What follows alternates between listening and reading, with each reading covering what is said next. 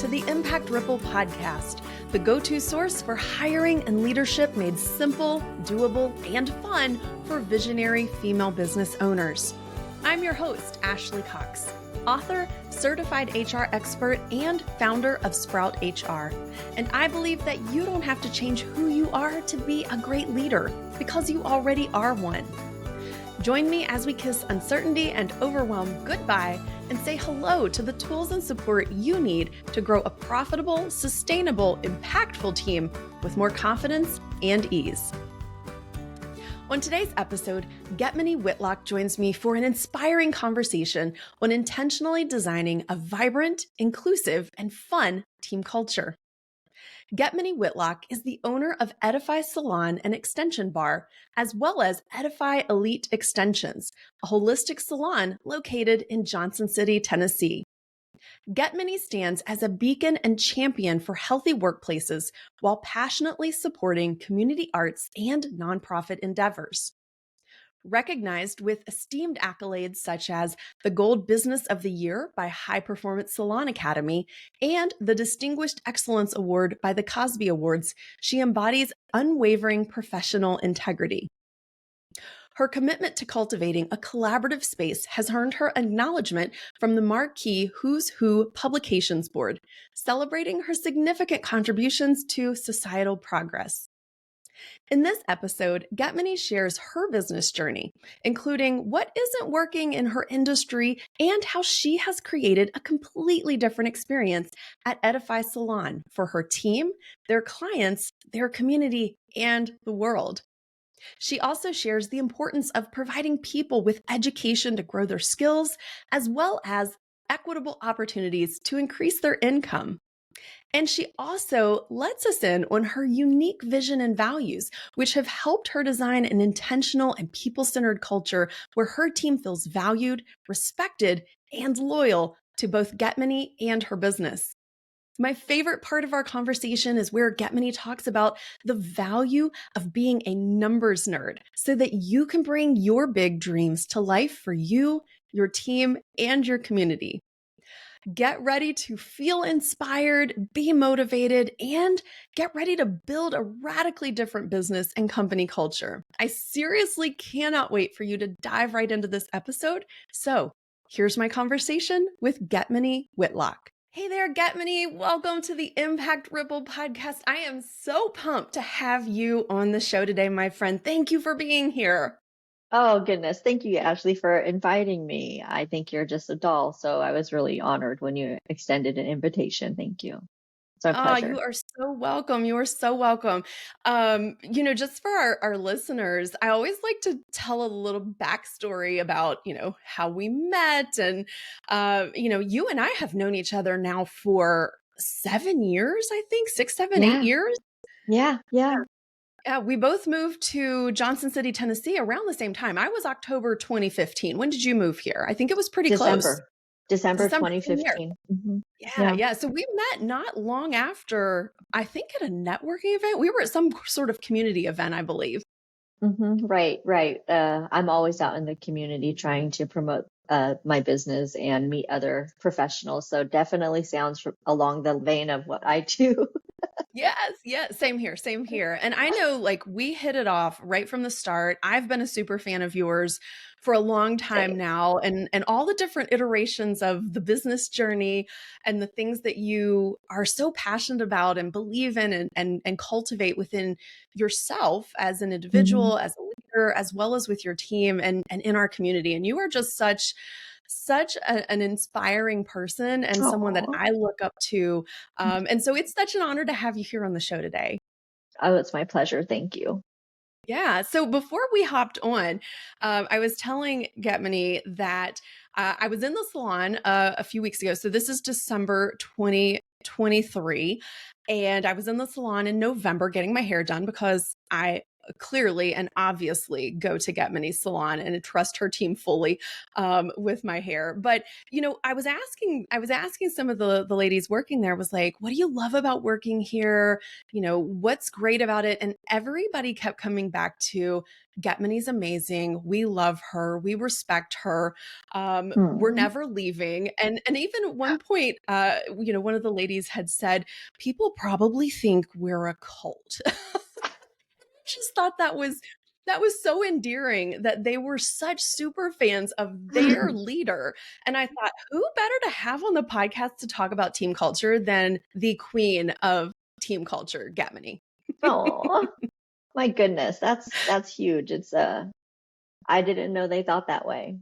So that's really touching. Yeah, Just yeah. trying to do my Sometimes best.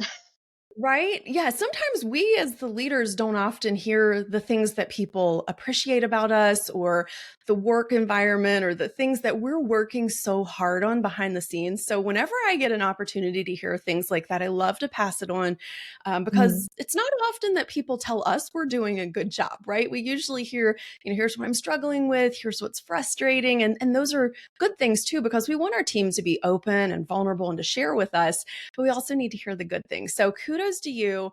I'm so Thank excited you. to have this conversation. I've already set it up in our intro, so let's just dive in and get into the meat and potatoes of it all. So, Getmanee, I'd love for you to just start us off by telling us a little about your journey and how you came to be doing the work that you do today. Well, I started out in the beauty industry on the West Coast. When we moved to Tennessee, I had a clientele in both states and that I managed for about 3.5 years, and then eventually grew a clientele here to open a brick and mortar salon space.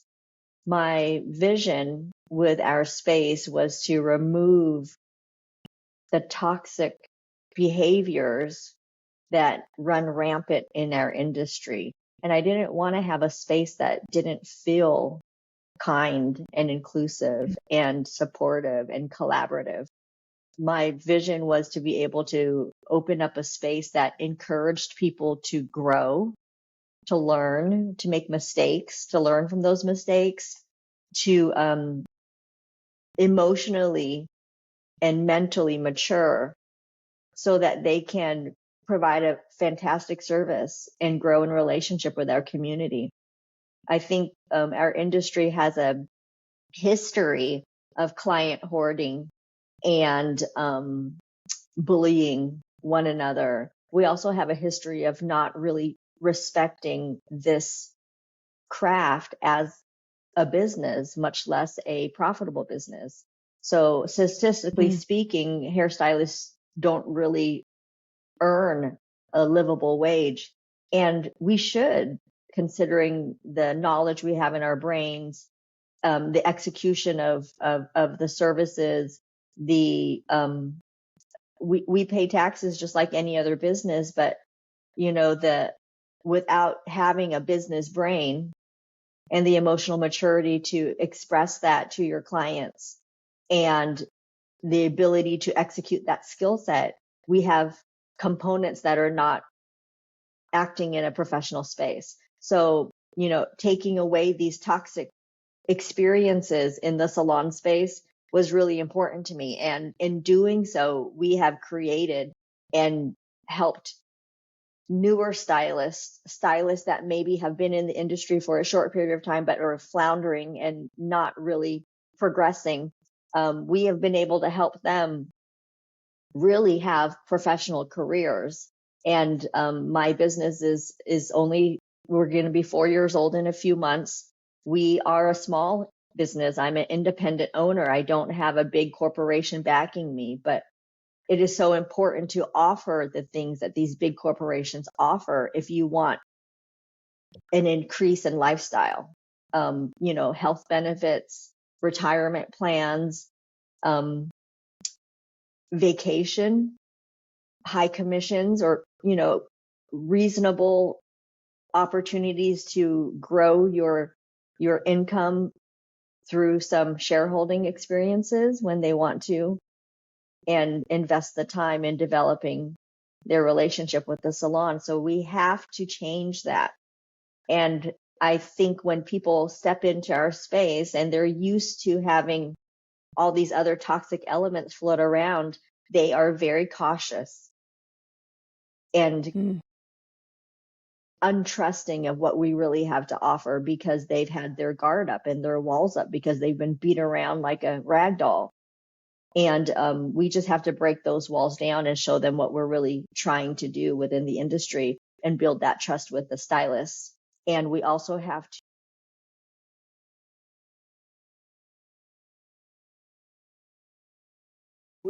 to change the toxicity mindset of the client, because the client is very used to just being so loyal to their stylist. And that is a great thing. I'm not saying that's not a great thing, but in our space, our job is to service the hair. And if I'm unavailable, I can easily say, hey, I can't see you the week that you need an appointment, but let me put you in Haley's chair or Megan's chair or Lynette's chair or Dakota's chair, because I know they have the skill set to execute. We all share formulas and notes on everyone. So it is a collaborative space. And in being that type of mindset, the hair and the client get serviced instead of, the client hoarding mindset. So we have to shift the client headspace as well. Oh, I love this so much. And I think that there's some really key points here. Number one, you are flipping the industry on its head.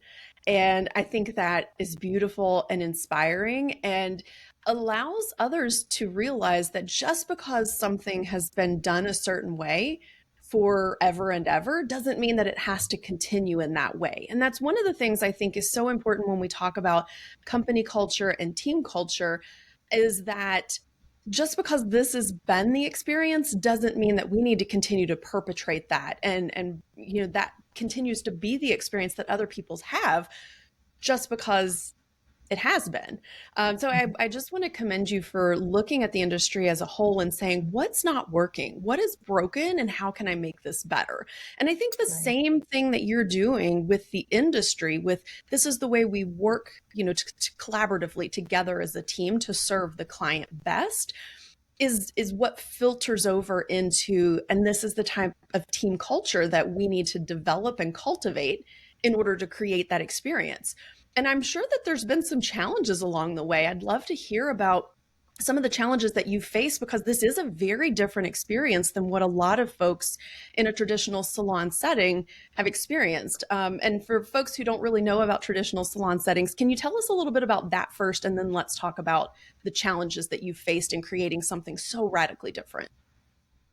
Okay, so in a traditional salon space, you have three major business plans. One of them is an hourly employee. Another one is a commission employee. And then the third one is a booth rent space where you're basically you're renting space as a salon owner. And those people are independent contractors. So, with those different things, they offer different things to their team. Our offering is that while you are in a training mode, or new talent is what we call you, and you need to build and grow your skill set, you will be working with me hourly, and you will be on my hip, and I am going to give you nuggets all day long on what we're doing, how we finesse our application, what time saving techniques we do so that we can stay within our time schedule. And then when you launch off my hip and you go into a commission, you are earning based on your services. So we have a slightly combined of the first two business models. We are not a booth rent salon. That is a very different space. But, what I found in the industry is that a lot of times there's a lot of salon owners that are not classifying their employees well or correctly. Perhaps they're asking them all of these employee type asks a schedule, a dress code, things of that nature, but paying them in a 1099 space, which is really, as a 1099 independent contractor, you should have write-offs. But if the salon owner is buying all of the product and taking that write-off, well, then that 1099 person has no write-offs to offset their income. So that's illegal. But we have found, yeah, we have found that a lot in our industry. And that needs to stop, because pick a side. How are you going to do it, salon owner? Pick a side. You can't. And I mean, that legal protection is so important if you're planning on, continuing to grow your business. And we talk about employees versus contractors in season 1 of the podcast. So I'll make sure to link that below too. So that way people can go and get some education on, well, what is the difference? What do I need to know? Because a lot of times what I find is people just don't know, especially as small business owners. But when we do know, we have a responsibility to do the right thing by the people that we're employing, whether it's as a contractor or an employee. So I love that you bring this up, because it's such a key point of growing a team and doing it in an ethical and legal way.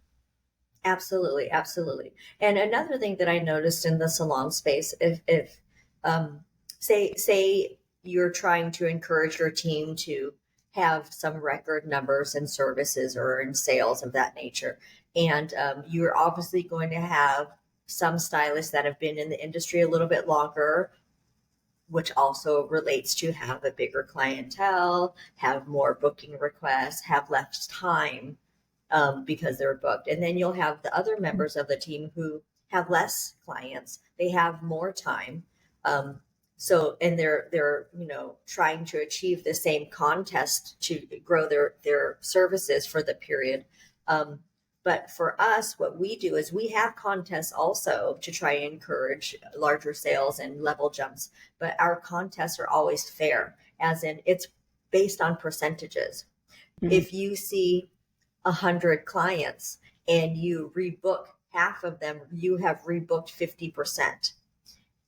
New talent, if you see 50 clients and you rebook half of them, your rebooking is 50%. Whereas some salons are, you've rebooked 50 clients, that's 50 points, and the other stylist who just has less clientele, smaller clientele, they've rebooked 25 clients, so they have 25 points. That's not a fair margin. That doesn't encourage the staff that just happens to have a smaller clientele to keep pushing, because they're never going to win the contest. That's not fair. So you have to make anything you do in the space fair with the calculations and the checking the boxes to everyone, no matter how big or small their clientele is, to know that some of these salon owners that have the person who is more booked, they become kind of a diva. They don't want to help fold a towel. They don't want to do these little operational things that it all takes to do. And it all takes to, they don't want to do that. So then you have the diva who everyone knows is not pitching in.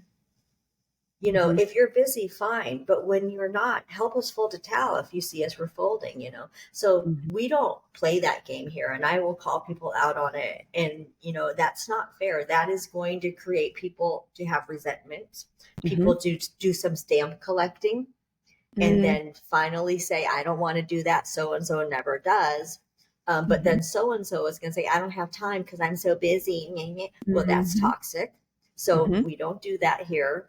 But you have to lay out the rules and the groundwork for what the salon environment is going to be like. Our policies and procedure talks about that. It also talks about how many chances I give you to do the right thing before I let you go.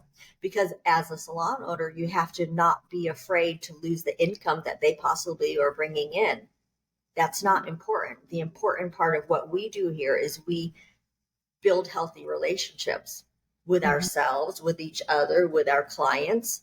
We build healthy feelings and mature business minds. You have to do those type of things. Otherwise, it's just going to go off the rails. And I don't care enough about money to allow that to happen. And I think that's a big difference. It's so important. It's such a big difference. This is where the saying people over profit really takes action, right? It's really Right. thinking about what is the end game? What's the big vision? What am I trying to create? Not just, from a financial perspective, but from a humanitarian perspective, from an educational perspective. I know you're huge into educating your team, and it shows, and that's why you can trust anyone in your salon to take on a client. That's why when I walk into the salon, I usually book with Haley, but I would work with anyone because I know that your level of commitment to education, to growth, to collaboration is going to far exceed anything else that I've experienced in any other salon. And so I think all the things that you're talking about, of course, I think all the things you're talking about is exactly what company culture is. And so, a lot of times we use this phrase or this term and we kind of throw it around. And I think that company culture kind of got a bad rap in like when the tech boom happened and people thought it was just like ping pong balls in the break room and beers in the break fridge and all this, these crazy shenanigans. But company culture is so much more. It's so much deeper. It's our shared values, our beliefs, our attitudes, our actions, our practices, our policies, the way we work together as a team. And I think this is so beautiful, the way that you've kind of laid this out here. I'd love to know a little bit more about some of those challenges that you've faced, because, to create such a collaborative team environment in an industry that can be very cutthroat and can be very, that hoarding of clients like you talked about. I'm sure there have been some experiences along the way that you're like, oh no, this is not happening, which is probably where a lot of these policies and things that you've implemented have come from. So can you share some of those challenges with us? Yes, absolutely. And a lot of those challenges stem from a person's experience before they even stepped into our space. That is, what we, as a human being, we have experiences that dictate whether or not we're going to move with caution. And when you have someone that has experienced the bullying, the unfair behavior, things of that nature in the beauty space, and they come here, that's what they expect too. It's very rare that we actually find someone that's like, okay, this is a new space, clear all the air, I'm just going to roll with it. It's more like, oh, you're going to do this now, right? Because that so-and-so did that. And I'm like, no, because I am not so-and-so. I am me. And here's my examples of how we do. So, breaking, those are what I was talking about when I said breaking down the walls of other people when they walk into the door and what they expect from us. But that's kind of a hard thing to do. And honestly, I am like a 3-strike rule. You've got 3 chances. Like the first time, I'll just share with you what was inappropriate. The second time, sis, pull your act together. We don't roll that way. And the third time, thank you for your service. Here's a box for your stuff. Because I don't have time for that. But honestly, whenever I interview anyone, unless it's, I always talk to them beforehand, before they even step into the salon. If that means it's a long conversation because they live out of state, if that means I take you out to breakfast or lunch, I want to know the person and I want to see their heart. Bringing them into the salon space. Yeah, we have a pretty salon. Yeah, we have mirrors and cabinets and tools and a shampoo bowls, just like any other salon. I don't have to sell them on the space. What I need to know is what their heart is like, because whether they have the skill set or not, I can train a skill set. I can train the execution. I can help develop the emotional maturity and the business brain that they need to operate correctly in this space. But if their heart is not there, I don't have time to train that. I only have so much time in my day, and I'm not their mama. such a key differentiator. Oh, I'm so glad that you said this, Getmanee, because there are some things that we are not, it's not our responsibility to teach you how to human, right? So that's the thing you need to hire for. Everything else we can teach you how to do with time, with patience, with repetition, with, Yes. consistency. Those are the Yes. things that you can teach. Encouragement. Yeah. Oh, I love that. So that's really important. And also like with our holistic mindset, with our salon space, it's not just about the clients. We are very conscious of our community. Our community is extremely important to us. If we didn't have community, we wouldn't be here. Our community, we have a program here in the salon, and it's called our artist sessions, where we share wall space and shelf space with local artists to bring their creations to sell. And when we do sell that, the salon receives a small commission. That commission goes into a community fund at the end of the artist sessions, which is about 6 months long, and they can come in and replace things if they want to. But at the end of the session, we take that community fund, and as a team, we talk about, where are we donating this?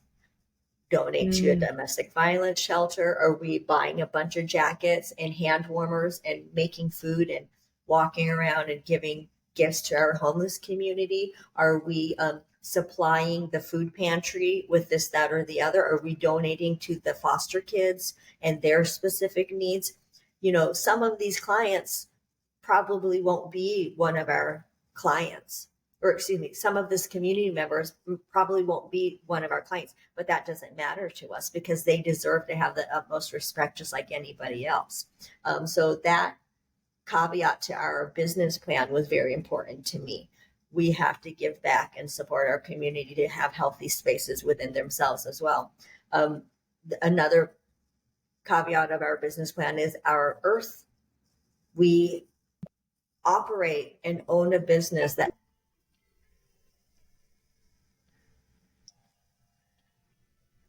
You can cut this out. I'm sorry. That You're was a phone call. fine. So we operate and own our business. It's a specific amount of waste that we have. And because of that waste, we cannot recycle in the regular local channels. So what we do is we partner with a company called Green Circle Salons, and they take our waste and recycle it correctly and honestly.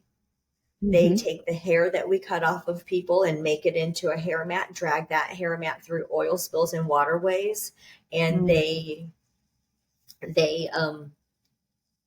what they do with our waste is something that we can't do locally. And I honestly feel like no matter what business you're in, even as a human being, if you're not in a business, you're creating waste and destroying the planet with various movements throughout the day. And it is our responsibility to negate that negativity on our planet for future generations. So, that's a fairly pricey endeavor to ship hazardous waste through the mail.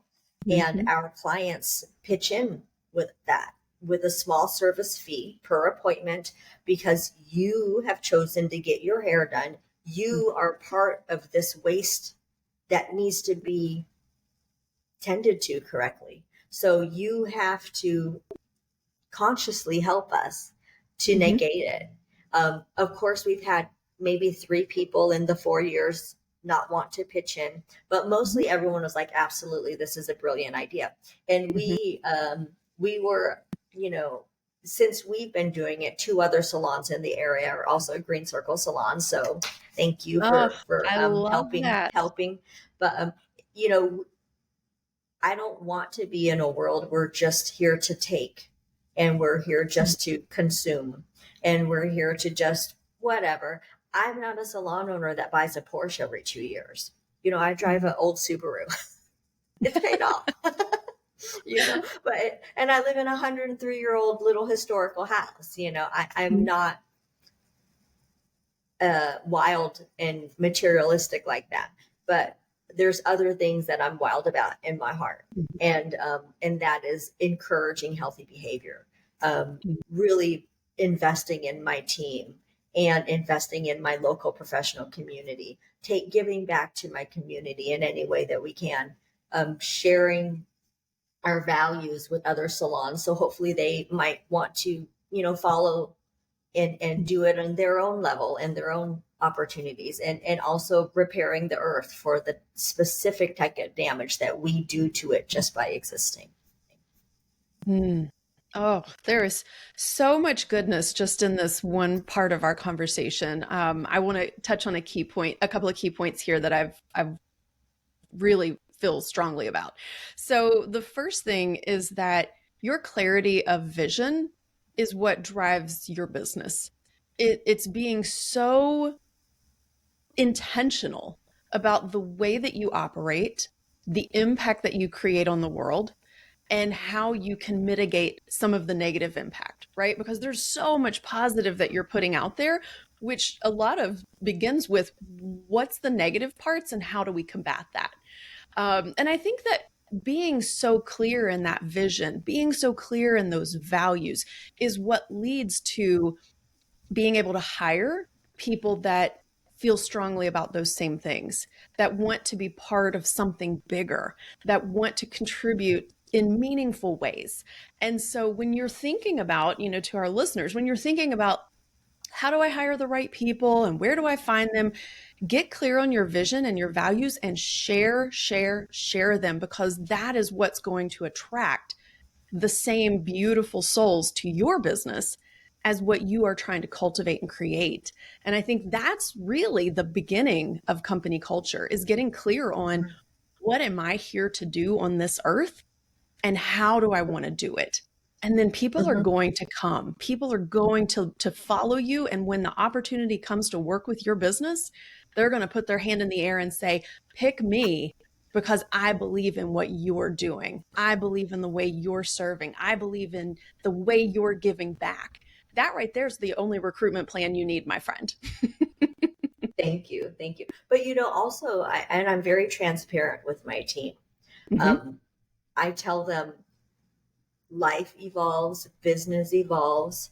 Nothing is set in stone. If we have to add something or change something in how we operate, I am open enough to say, hey, this needs a little updating, or hey, I thought about this and what we were doing can be more fair.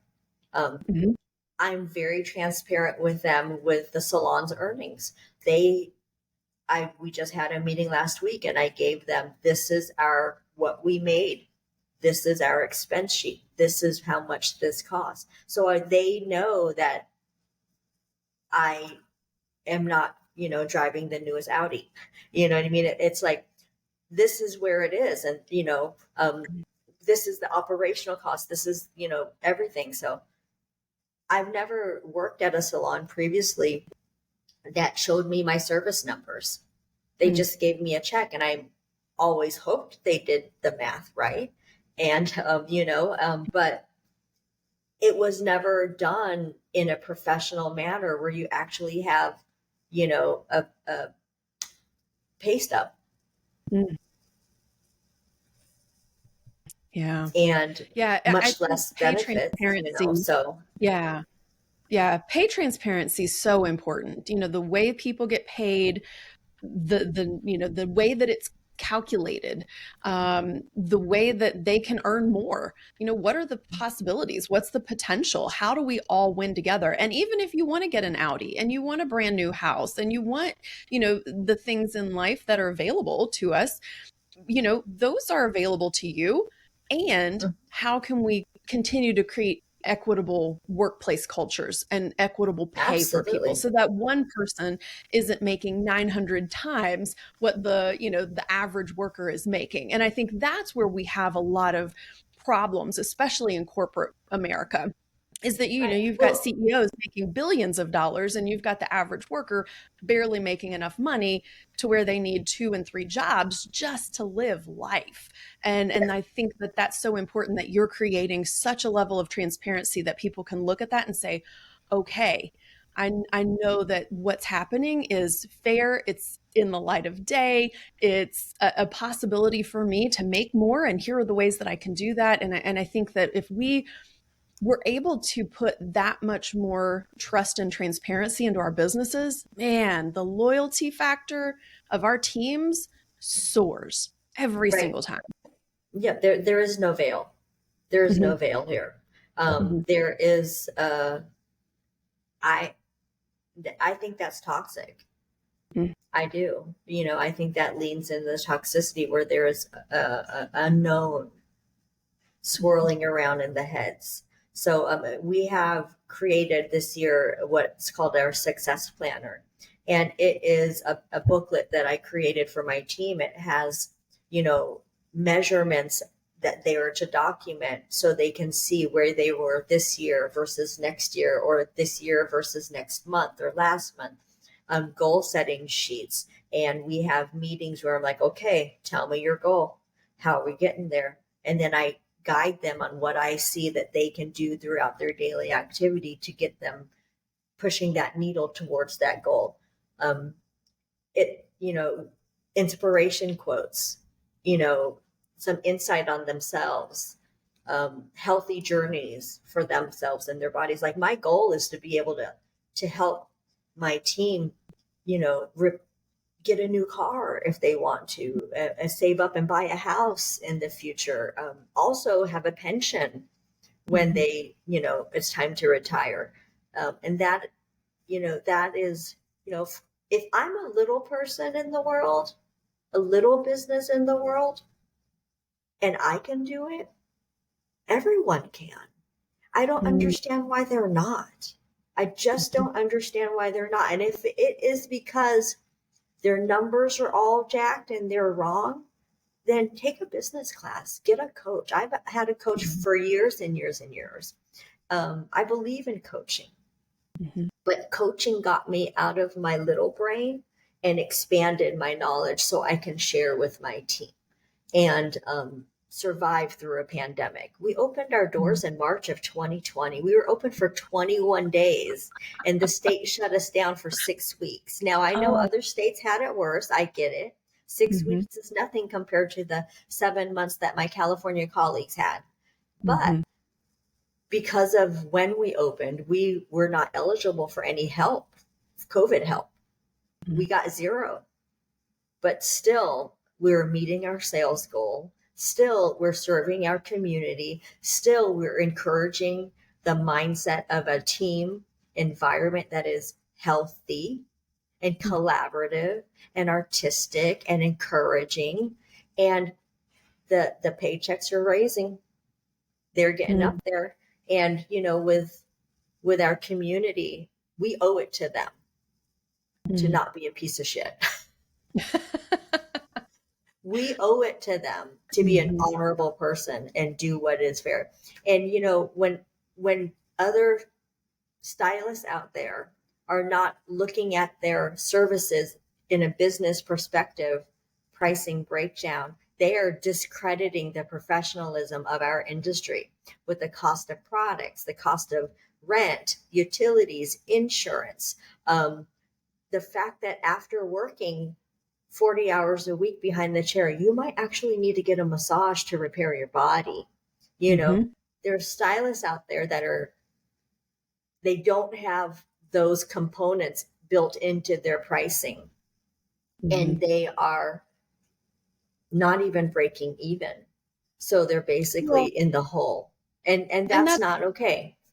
No. And that's I why want we to talk see to all of them. I'm like, come talk to me. Let me help you. Let's do this math. Like, I've got a whiteboard. I'll show you how to do it. And I think that's why so many businesses close, right? Not just in the salon industry, but in industries all across the spectrum, is because we're not thinking about what are all the things that we need in order to run this business, especially when it comes to growing your team, because your team is going to be the biggest or close to the biggest expense line on your profit and loss sheet. I mean, if Payroll, you think about, absolutely it's payroll. not just the wages, it's the wages, it's the benefits, it's the time off, it's the extra Mhm. training and education. It's all of these things. And so when Onboarding. we're, yeah, Hmm. onboarding, when we're thinking about team, we have to think in that holistic manner. What do I want to be able to give my team? If not now, at least in the future. You may not be able to run right out of the gate and say, you've got everything you ever wanted in the perfect dream job. Like that's not very realistic with, the first couple of employees.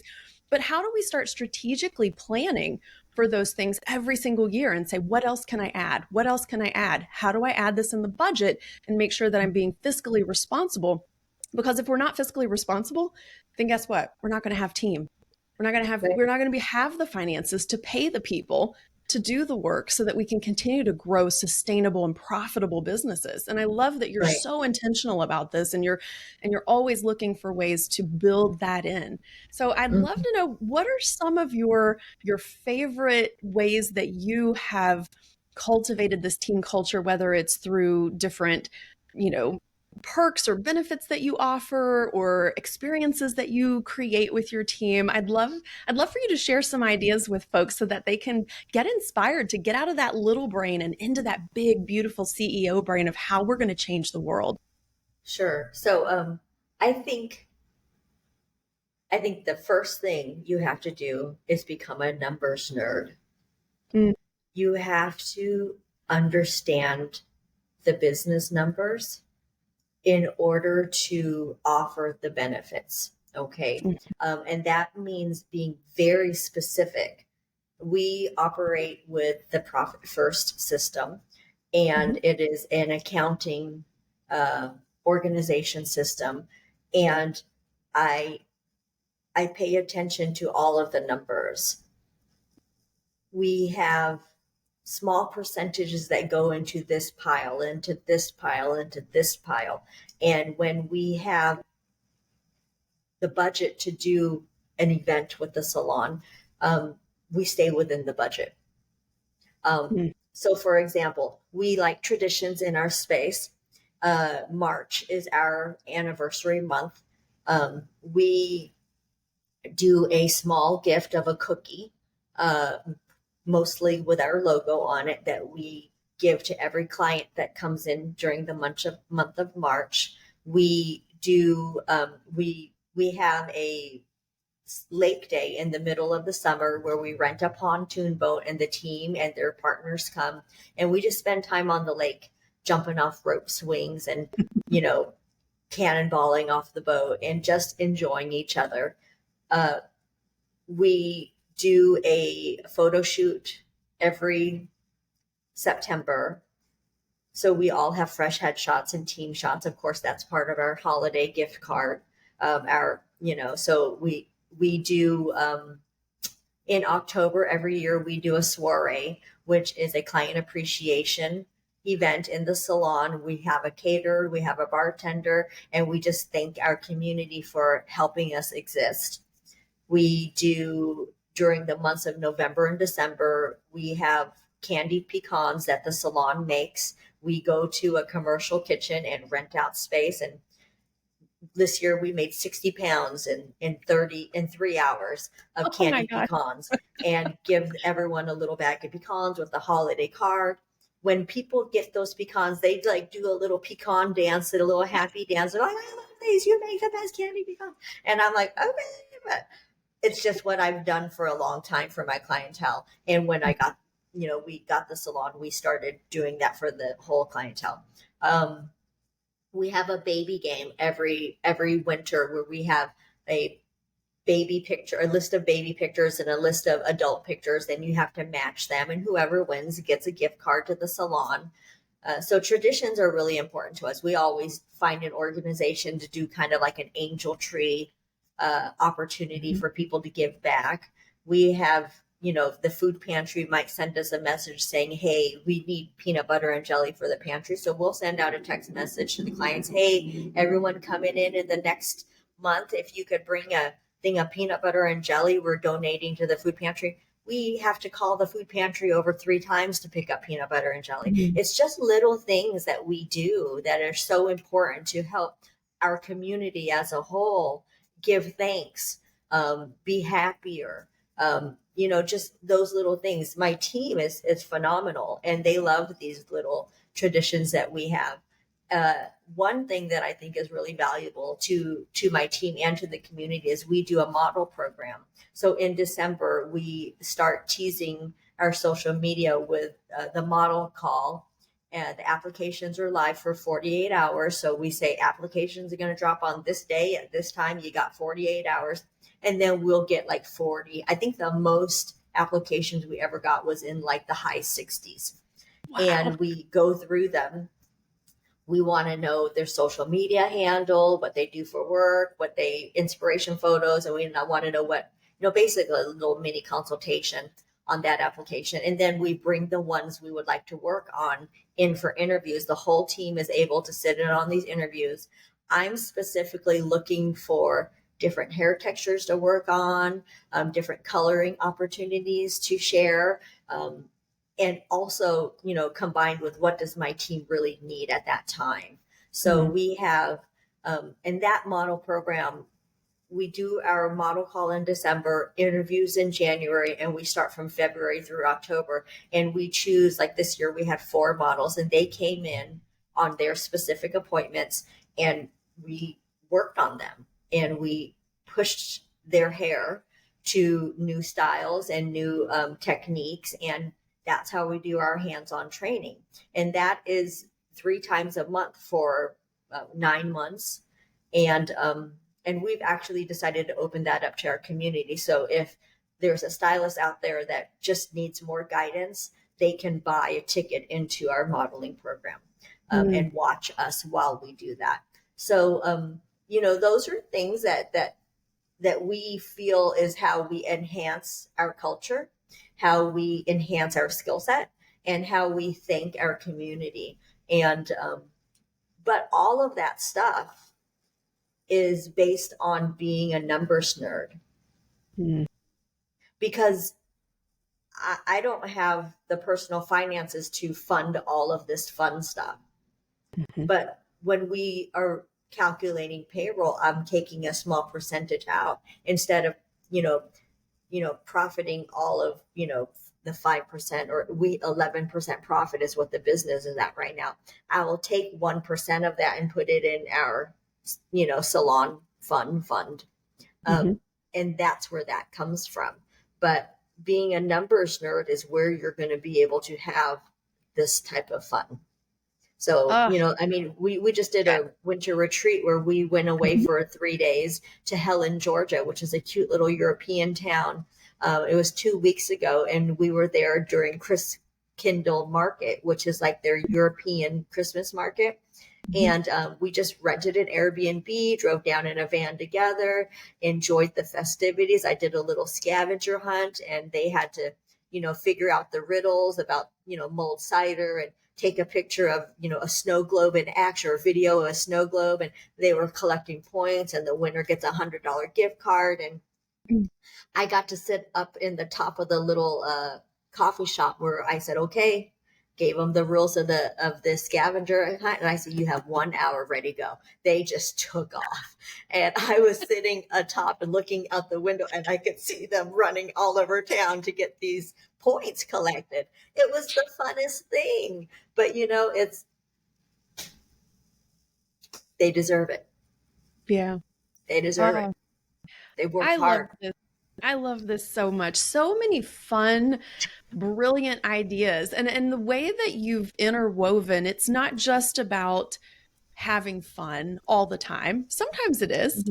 Sometimes it's about how are we giving back and supporting the community? How are we getting our clients involved and our community involved? And the way that you can interweave all of those things to really create that whole company culture. It's not just about ping pong tables in the break room, right? It's not just about, a virtual cocktail hour or something. It's meaningful ways that we can interact support our long-term vision, support our values, and really just support one another in becoming and growing as a team, as a company, as a community. And I love all of these beautiful, beautiful ideas, Ketmanee. And again, to reiterate and reemphasize to our audience, you may not be able to do all of this right out of the gate. But as Ketmanee says, become that number nerd, really start building this into your plan, and you'll grow to that point. Exactly. So yeah, thank you so much for sharing all of this. All of this has been so beautiful. So as we wind down our conversation, it's time for our final segment, our most beloved segment of all, called Imagine the Impact. And this is where I would love for you to help paint the vision for the kind of impact our listeners could have through one key thought or takeaway or action item, either something you've already mentioned as a reminder or something new you haven't had a chance to share yet. Ooh, that's a hard one. Well, I think that if you're operating in love and respect for and towards something else, everything else is going to fall in line. That's so beautiful. I think so that's beautiful. very real. I think that's very real. Yeah. And you can tell that everything that we've talked about today comes from that place of love and that bigger vision for what could be if we all just loved each other a little bit more and we showed that love in action. So imagine the impact that this could have on you as an individual, as a human, on your team, on your business, your community, and the world around us. So thank you, Ketmanee, for sharing such a beautiful conversation. Pleasure. Yes, same. So tell us, what is the best place, or where is the best place for folks to connect with you and learn more? And if they are in the Tri-Cities, Tennessee area, come get their hair did. Okay, so we are located in downtown Johnson City. We are in the historical King Center. Online, we're edifysalon.org. The extension company, which should be launching next year, is called Edify Elite Extensions, and that is edifyeliteextensions.com. And that's for our professional community to have a transparent extension supplier with values and integrity. And so you can find us on Instagram at Edify Salon. I believe our Facebook is Edify Holistic Salon. And those are our, online channels and social media channels. But, whether you have an appointment or not, you're welcome to come by and have a cup of tea and just chill out and hang out. We're very collaborative here. We talk to everyone. So, everyone is invited, no matter what you want to do, what you want to say. You just need a place to rest your feet. Come hang out on our couch. There's no reason why we can't offer space and share space and hold space for one another. I love it. It really is a community gathering space. It really is. And it's beautiful. And if you haven't been there, they've got the best snacks of anybody that I've seen with a waiting area.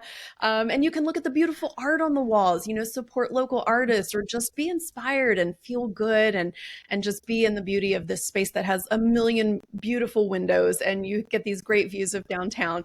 It just really is a special, special place. So you definitely want to check it out. And we're going to drop all the links that Ketmanee just mentioned in our show notes so that you can find and connect with them super duper easy. So thank you once again, Ketmanee, for joining us on the Impact Ripple podcast. And thank you, dear leader. Yes, you are so welcome. And thank you, dear leader, for tuning into our conversation today. I hope that you found it inspiring, enlightening, encouraging, and all of the goodness that we were able to share today. So as always, it is an honor and a privilege to be here with and for you on your leadership journey.